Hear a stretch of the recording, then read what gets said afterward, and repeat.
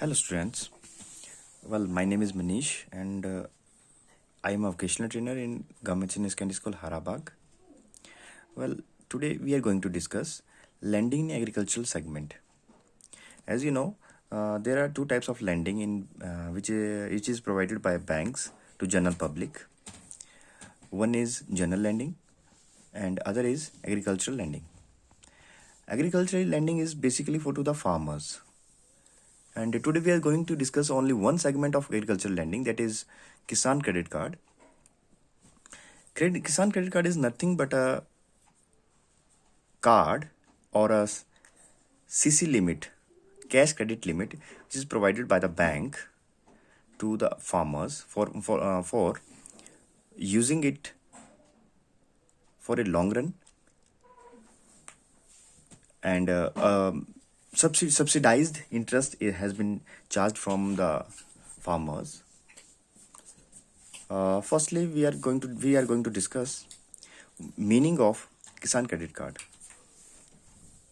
To meet the production needs of the farmers, a farmer-friendly credit card scheme with the name of Kisan Credit Card was launched in 1998 and thereafter was revised, modified in 2004 and 2012.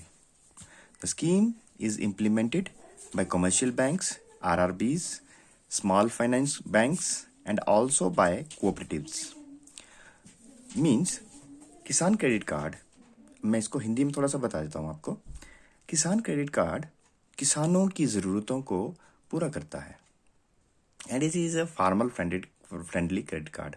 और ये जो है किसान के लिए एक मित्र की तरह कार्य करता है. ये इसका जो लॉन्चिंग की गई, इसको जो पहली बार भारत में इंट्रोड्यूस किया गया, इंडिया में इंट्रोड्यूस किया गया, वो वर्ष 1998 में किया गया.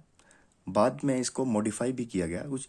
अब जो भी उसमें लूप होल्स रहते थे उनको दोबारा से 2004 और 2012 में उसको मॉडिफाइड अथवा रिवाइज किया गया.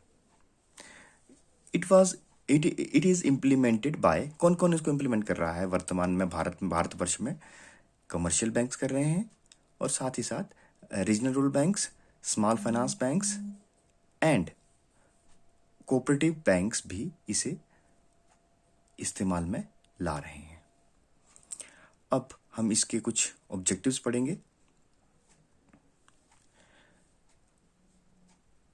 ऑब्जेक्टिव्स हैं इसके: expenditure on various inputs for raising the crops.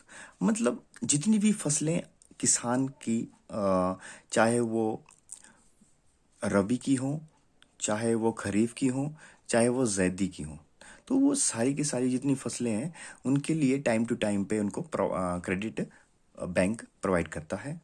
और ये करता है सब्सिडाइज्ड रेट पे, मतलब कि उनको इंटरेस्ट रेट कम चार्ज करना पड़ता है, कम देना पड़ता है.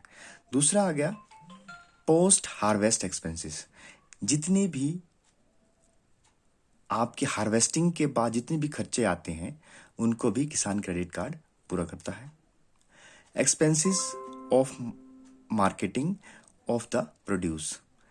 जितना भी आपने उगाया, जितना भी आपकी फसल हुई, उसकी मार्केटिंग करने के लिए जितना भी खर्चा होता है उसको भी किसान क्रेडिट कार्ड के माध्यम से पूरा किया जाता है. Next is consumption needs of farmers family. जितनी भी कंजप्शन की नीड्स जितनी भी होती हैं किसान के परिवार की, उसको भी किसान क्रेडिट कार्ड पूरा करता है. Next is expenses for maintenance of farm machinery and equipment. जितनी भी खर्चा आता है, जो फार्म उनका अपना होता है जिसमें वो खेती बाड़ी करते हैं, उसके लिए या फार्म की मशीनरी के लिए या फिर उसके औजारों के लिए जितना भी खर्चा आता है उसकी मेंटेनेंस का खर्चा भी सारा किसान क्रेडिट कार्ड के माध्यम से पूरा किया जाता है. अब हम पढ़ेंगे advantages of Kisan credit card. What are the advantages of Kisan credit card? अब पहला आ गया आपका access to adequate and timely credit to farmers. Access to adequate and timely credit to farmers कि मतलब जितने भी किसान हैं उनको समय पर क्रेडिट मिलता है, उधार मिलता है। ठीक है, अब अगर किसानों को समय पे लोन ना मिले तो वो अपनी जो फसलें हैं उनको समय पर बीज नहीं पाएंगे। अगर बीज नहीं पाएंगे तो उनके लिए जो फुल ईयर का जो उनका कंजप्शन है वो करना मुश्किल हो जाएगा। ठीक है, next is full years credit requirement of the borrower taken care of. मतलब जितनी उनकी क्रेडिट की जितना उनको क्रेडिट चाहिए, उधार चाहिए, जितनी रिक्वायरमेंट है उनके उधार के लिए, उसकी जो पूरी देख रेख केसीसी के माध्यम से की जाती है। ये एडवांटेज है इसका। Minimum paper work and simplification of document of drawal of funds from the bank. अब इसमें जो होता है, ये जो किसान क्रेडिट कार्ड है, इसमें कम पेपर वर्क होता है। ठीक है, और डॉक्यूमेंटेशन भी कम लगते हैं इसमें। ठीक है, जितने मतलब किसान के जितने कम से कम उससे डॉक्यूमेंट्स प्राप्त किए जाते हैं तथा उसे इमीडिएटली जो है फंड्स बैंक द्वारा रिलीज किए जाते हैं, प्रोवाइड किए जाते हैं। ठीक है, नेक्स्ट आता है आपका number 4, flexibility to draw cash and buy inputs. अब इसमें जो कैश है, जो रोकड़ है, उसको फ्लेक्सिबिलिटी प्रदान की जाती है कि जितना कैश उसको रिक्वायरमेंट है वो इस क्रेडिट कार्ड के माध्यम से प्राप्त कर सकता है। जैसे सपोज एक किसान ने को 1 लाख का क्रेडिट कार्ड बनाया गया। अब वह उसे अगर आवश्यकता 20,000 रुपये की है तो उस क्रेडिट कार्ड से वह मात्र 20,000 रुपये निकालेगा, बाकी 80,000 रुपया उसका अनयूज्ड ही पड़ा रहेगा।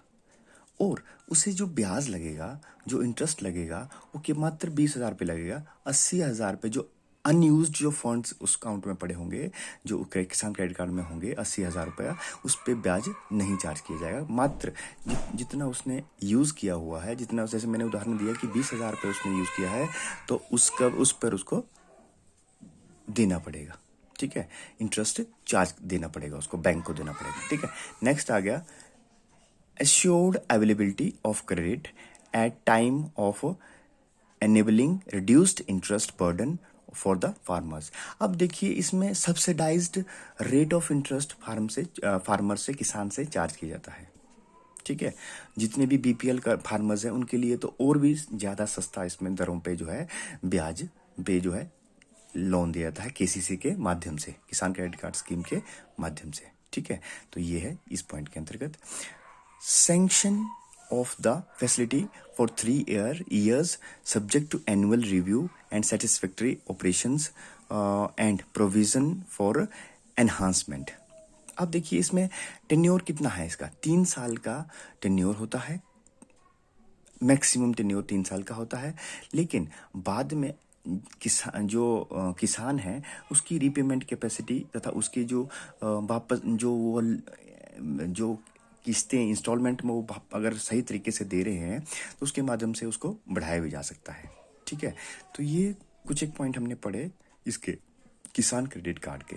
ठीक है, तो इस प्रकार से जो हमने लैंडिंग टू एग्रीकल्चरल सेगमेंट हमने पढ़ा, उसमें भी एक कंसेप्ट पढ़ा दैट इज कॉल्ड केसीसी, और ये वर्तमान में बहुत अधिक प्रचलित है। अब देखिए, अच्छा चलिए अब हम थोड़ा सा इसके बारे में जान लेते हैं कि एग्रीकल्चरल सेगमेंट क्या है और नॉन एग्रीकल्चरल अथवा अलाइड एग्रीकल्चरल सेगमेंट क्या है। एग्रीकल्चरल सेगमेंट में जो मैंने पढ़ाया अभी केसीसी के माध्यम से अथवा किसी और तरीके से जो है फार्मर को सब्सिडाइज्ड इंटरेस्ट रेट पे लोन प्रोवाइड किया जाता है। परंतु जो अलाइड एग्री सेगमेंट है, अलाइड एग्री, तो उसमें क्या होता है कि उसके फिशरीज तथा मधुमक्खी पालन तथा पोल्ट्री जिसमें मुर्गा पालन, तो उसके माध्यम से उनको लोन प्रोवाइड बैंक द्वारा किया जाता है। तो ये सारा हमने डिटेल में पढ़ा। आशा करता हूँ आपको ये कंसेप्ट, केसीसी का जो कंसेप्ट है, एग्रीकल्चरल सेगमेंट का जो कंसेप्ट है, आपको समझ आया होगा। क्योंकि मैं अभी अलाइड एग्री पे नहीं गया हूँ, मैंने केवल फोकस रखा है अपना एग्रीकल्चरल सेगमेंट पे।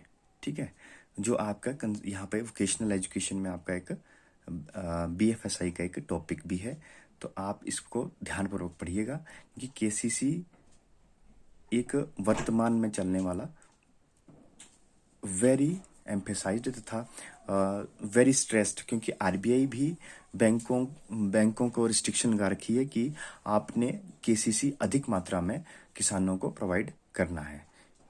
ये भी एक प्रायोरिटी सेक्टर लैंडिंग है। तो आज के लिए इतना ही। Thank you so much and have a nice day.